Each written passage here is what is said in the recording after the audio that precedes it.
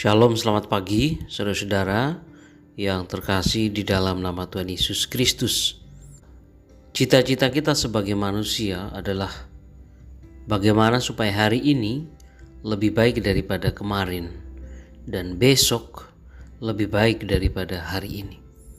Namun kemudian ada pertanyaan, siapakah yang menentukan kejadian dan peristiwa pada hari kemarin, hari ini dan juga besok? Apakah manusia dengan segala upayanya ataukah Tuhan yang Maha Kuasa? Nah, dari pergumulan atas pertanyaan di atas, maka lahirlah sebuah ungkapan, manusia berusaha, tetapi Tuhanlah yang menentukan. Renungan kita pagi hari ini mengajak kita sekalian untuk meninjau kembali pernyataan ini. Di dalam Yakobus Pasal 4 ayat 13 sampai ayat 17 dikatakan demikian. Jadi sekarang kamu yang berkata hari ini atau besok kami berangkat ke kota Anu dan di sana kami akan tinggal setahun dan berdagang serta mendapat untung. Sedangkan kamu tidak tahu apa yang akan terjadi besok. Apakah arti hidupmu? Hidupmu itu sama seperti uap yang sebentar saja kelihatan lalu lenyap. Sebenarnya kamu harus berkata, jika Tuhan menghendakinya, kami akan hidup dan berbuat ini dan itu.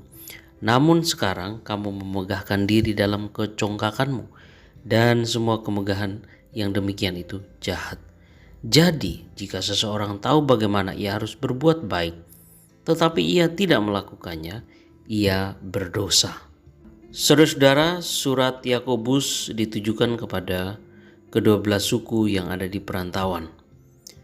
Yang dimaksudkan adalah orang-orang Kristen Yahudi yang ada di luar wilayah Palestina atau disebut sebagai orang-orang Yahudi diaspora. Pada saat itu biasanya orang merantau untuk berdagang. Dan salah satu cara berdagang adalah berkeliling menawarkan barang dagangan. Seorang pedagang tidak hanya berkeliling di dalam kota, namun juga di luar kota, agar dagangannya laris dan ia mendapat keuntungan yang besar. Dan oleh karena itu seorang pedagang harus membuat perencanaan yang matang kemana ia akan berdagang dan berapa keuntungan yang akan ia peroleh. Tetapi kemudian saudara-saudara, persoalannya adalah apakah pedagang itu mengikut sertakan Tuhan dalam perencanaannya?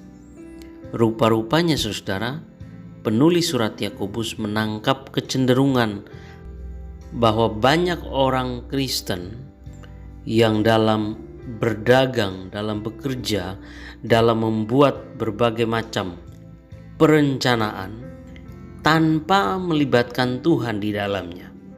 Oleh karena itu ia kemudian menekankan prinsip, jika Tuhan menghendakinya, kami akan hidup dan berbuat ini dan itu. Nah, yang menarik di sini saudara-saudara, menurut beberapa data yang sempat saya baca, dikatakan bahwa Alkitab dalam versi bahasa Arab untuk kalimat jika Tuhan menghendaki yang ada di dalam Yakobus 4 ayat 15 dalam bahasa Arab edisi Mesir berbunyi Insya al-Rab. Al-Rab dalam bahasa Indonesia berarti Allah atau Tuhan. Sedangkan dalam edisi Libanon berbunyi Insya Allah, seperti yang sering dipakai oleh saudara-saudara kita dari agama Muslim. Nah, karena itu saudara, sebenarnya boleh saja kita mengucapkan kata insya Allah asal dengan penghayatan yang benar, karena perkataan itu berasal dari bahasa Arab, bahasa yang dipakai oleh bangsa-bangsa di Timur Tengah yang penduduknya terdiri dari berbagai agama dan di sana relatif banyak juga penduduk yang beragama Kristen.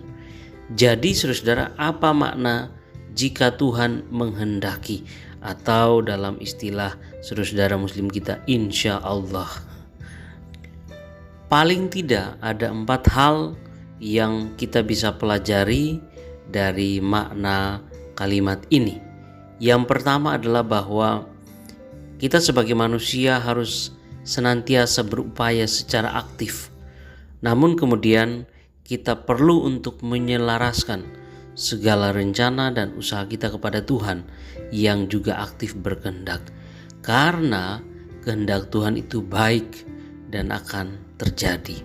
Kemudian yang kedua adalah bahwa kita sebagai manusia diberi kemampuan oleh Tuhan untuk berencana dan berupaya. Walaupun kita lemah, tetapi kita perlu berupaya dengan sikap rendah hati.